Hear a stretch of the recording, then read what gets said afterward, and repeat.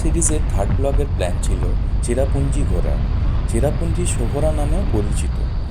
Way Sawdong, Nohkalikai, Seven Sisters, Rainbow, Dainthlen, Wah Kaba সব world famous waterfalls রয়েছে এই চেরাপুঞ্জিতে।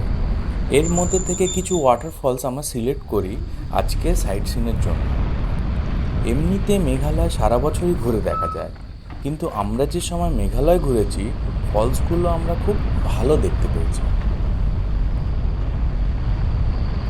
গতকাল আমরা মৌসিনরামের কিছু স্পট ঘুরে নাইট স্টে করেছিলাম মৌলিংবানা ট্রাভেলার নেস্টে।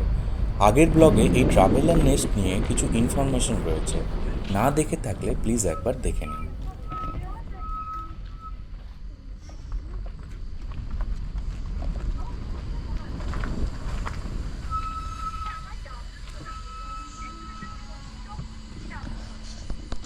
আজ 7th অক্টোবর, শুরু করছি আমাদের third episode. Good morning from Mawlyngbna. তখন প্রায় সকাল 6টা। ঘুম ভাঙল একটি পোকার শব্দে।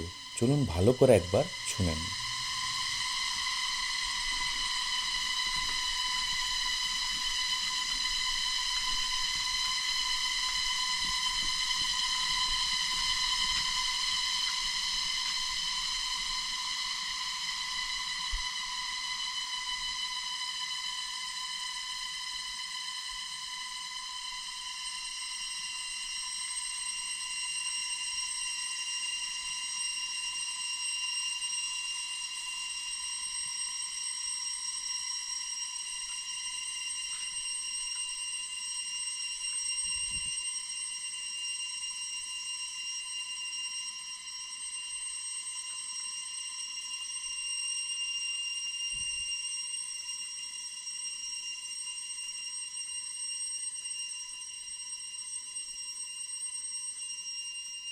পোকাটির নাম সিকাডা। নর্থ ইস্টে সর্বত্র এনাদের পাওয়া যায়। এদের একটি বিশেষ অঙ্গ রয়েছে যাকে টিম্বাল বলে। মেল সিকাডা এই শব্দ তাদের সঙ্গীদের আকর্ষণ করার জন্য ব্যবহার করে। শরীরের পেছনের দিকে অবস্থিত একটি মেমব্রেন, যা খুব দ্রুত সংকুচিত এবং প্রসারিত হয়ে এই শব্দ তৈরি করে। এই শব্দ 120 ডেসিবেলের মতো হয়, যার জন্য সিকাডাদের লাউডেস্ট ইনসেক্টও বলা হয়। ভাবতে পারেন প্রত্যেক সিকাডা একে অপরের থেকে আলাদা। হাজারের ভিড়ও এটা তাদের ইউনিকনেস। যাত্রা শুরুর আগে মফিজ ভাইকে জানালাম আজকের প্ল্যান। মৌসিনরাম থেকে চেরাপুঞ্জি ওই 80-85 কিলোমিটার, সময় লাগবে 2 থেকে 2.5 ঘন্টা। শিলং থেকে কাছাকাছি 50 কিলোমিটার দূরত্ব। মৌসিনরাম থেকে বেরিয়ে শিলংয়ের দিকে যাবার সময় মাফলাং থেকে চেরাপুঞ্জির রাস্তায় ঢুকতে হবে। আমরা প্রথম ঘুরে দেখব লিংশিয়ার ওয়াটারফলস।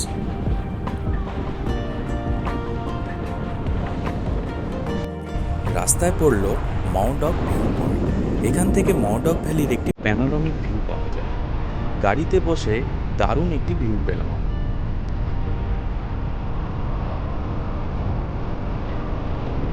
এগুলাম লিংশিয়ারের দিকে। আজকের লিস্টের অনেক ওয়াটারফলস রয়েছে, যা সবগুলোই কভার করার ইচ্ছে আছে।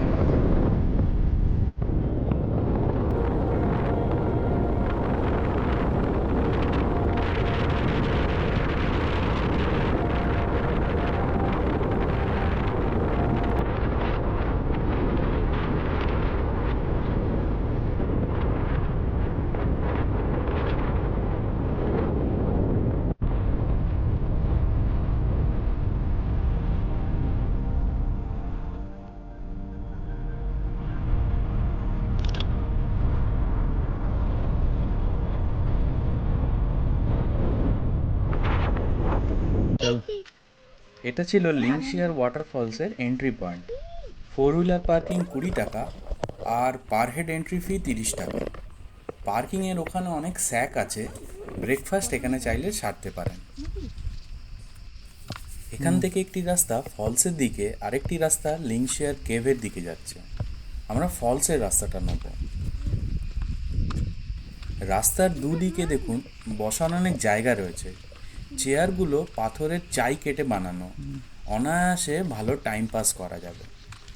ওয়াটারফলস যাওয়ার রাস্তা এতটাই ভালো, একটা মেমোরি হয়ে থাকবে, আমার গ্যারেন্টি। খুব ওয়েল মেনটেন।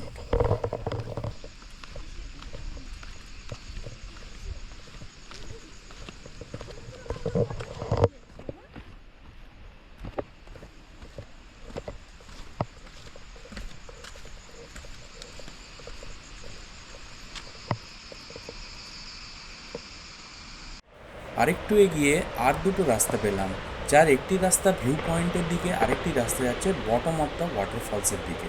এখান থেকে আমরা নিলাম ভিউ পয়েন্টের রাস্তা।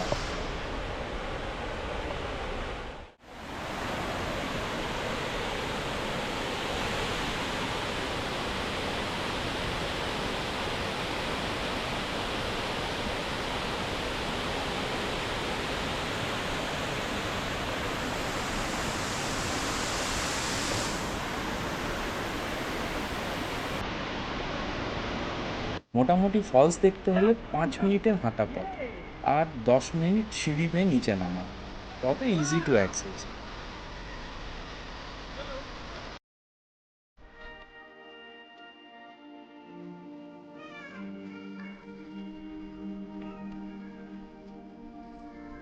এটা ব্রুক ওয়াটারফলসের রাস্তা। রাস্তার ডান দিকে দেখুন, একটি বিশাল ল্যান্ডস্কেপ রয়েছে। রাস্তাটা খুব সুন্দর দেখতে লাগছিল।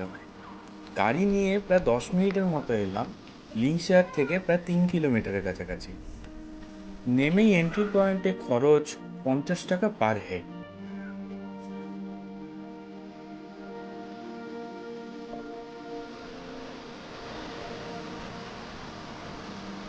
ব্রুক ওয়াটারফলস দেখতে কিন্তু একটু হাঁটতে হবে। সমতলে 10 মিনিট আর খাড়া সিঁড়ি বেয়ে 10 মিনিট নিচে নামতে হবে ব্রুক ওয়াটারফলসটি দেখার জন্য। আর জল দেখুন কতটা ক্লিয়ার।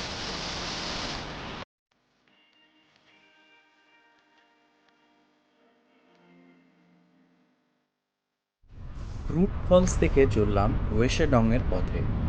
এটি একটি 3 স্টেপ ওয়াটারফলস। অনেক দিন ধরে এই ফলস বন্ধ ছিল, দুই গ্রামের মধ্যে কিছু জমি সংক্রান্ত সমস্যা। সাম্প্রতিক এই ফলসটি আবার খুলে দেওয়া হয়। কার পার্কিংয়ে নিল 50 টাকা। পার্কিং করে আইদার পিচের রাস্তা ধরে বা কাঠের সিঁড়ি বেয়ে নিচে নামতে হবে।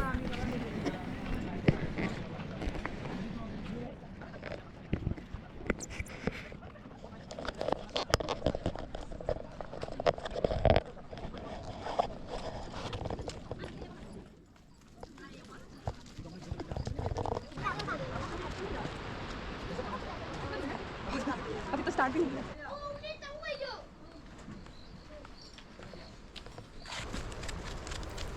ফলস দেখতে হলে জঙ্গলের মধ্যে পাথরের সিঁড়ি বেয়ে ট্রেক করতে হবে 10-15 মিনিট। ট্রেকিংটা একটু চ্যালেঞ্জের, তবে মেঘালয় ট্রিপ হয়তো অসম্পূর্ণ হতো ওয়েশেডং ছাড়া। 3 স্টেপ ওয়াটারফলের ক্রিস্টাল ক্লিয়ার জল মনে রাখার মতো। একদমই সত্যি যে সিঁড়ি বেয়ে নিচে নামার কষ্ট ফলস দেখে টের পেলাম। Must visit place.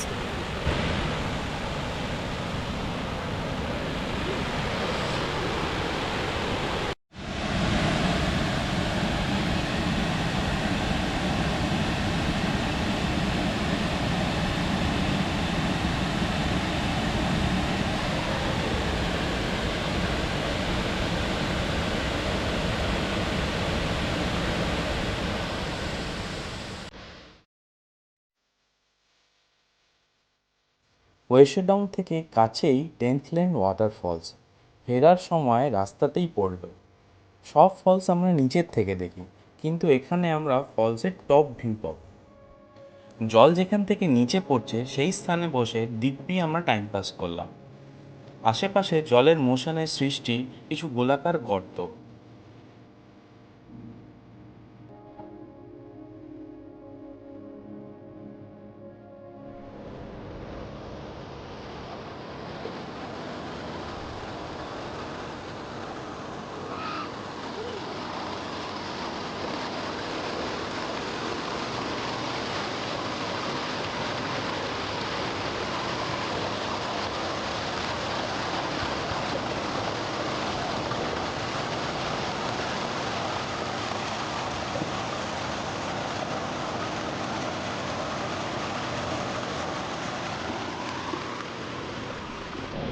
ডেমপ্লেনের জল এগিয়ে গিয়ে সামনে ওয়েশডং সৃষ্টি করছে। এই ফলসটি একটু সাবধানে দেখতে হবে। উপরে কিন্তু রেলিং করা আছে। বিপদসীমা পেরোলেই নিচে প্রায় 262 ফুট।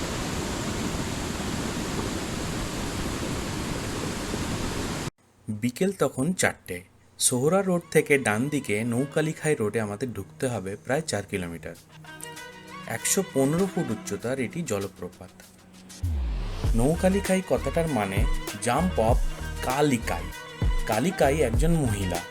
তার মেয়ের মৃত্যুর শোকে তিনি এই জলপ্রপাতের ওপর থেকেই ঝাঁপ দেন।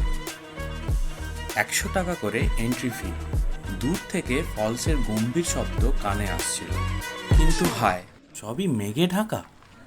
ফলস শুধু শুনতেই পাচ্ছিলাম, দেখতে আর কিছু পেলাম না। চেরাপুঞ্জির পরিবেশ কখনোই প্রেডিক্ট করা যায় না। এই ঝলমলে রোদ, 5 মিনিট পর মেঘলা আকাশ ও বৃষ্টি। বেরোলাম এখান থেকে।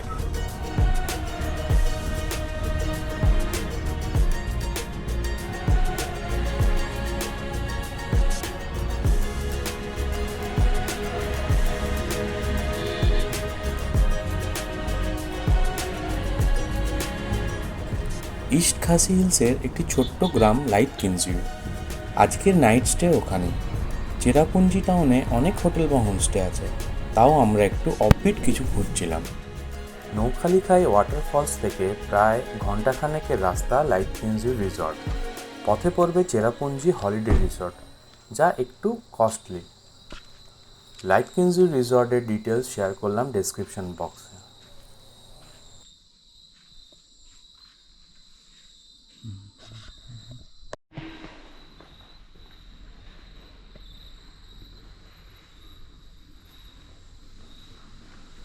অ্যাডভান্স বুকিং পেলাম লাইট কিনজিউ রিসর্টের একটি ডিলাক্স রুম।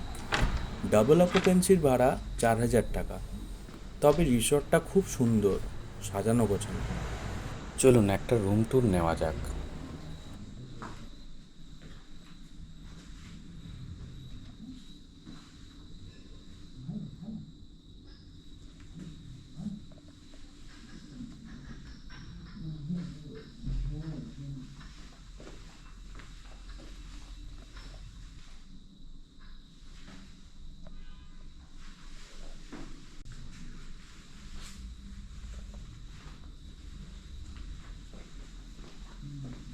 রিসর্টটির একটি বিশেষত্ব রয়েছে, বাংলাদেশ খুব কাছে। রুমে বসেই বাংলাদেশ দেখা যায়। এই সামনেই রয়েছে বাংলাদেশ।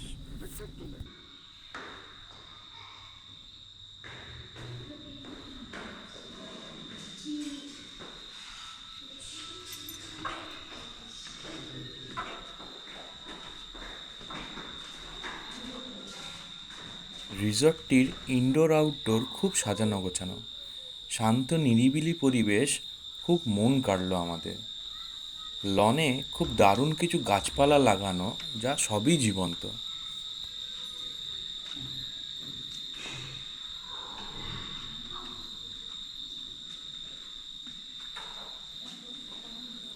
রাত ঠিক 8:30টায় ডিনারের জন্য ওরা আমাদের কল দিল। অর্ডার অনুযায়ী ডিনারে চলে আসে রুটি, ফ্রাইড রাইস, চিকেন কষা and chicken cooked with black sesame. এই ব্ল্যাক সেসেমি দিয়ে যে চিকেনটা রান্না করা, এটা এখানকার লোকাল ফুড, বলতে পারেন মেঘালয়ার local food.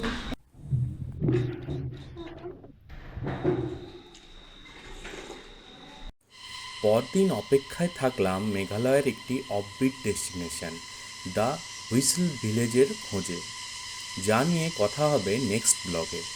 Take care and thanks for your time.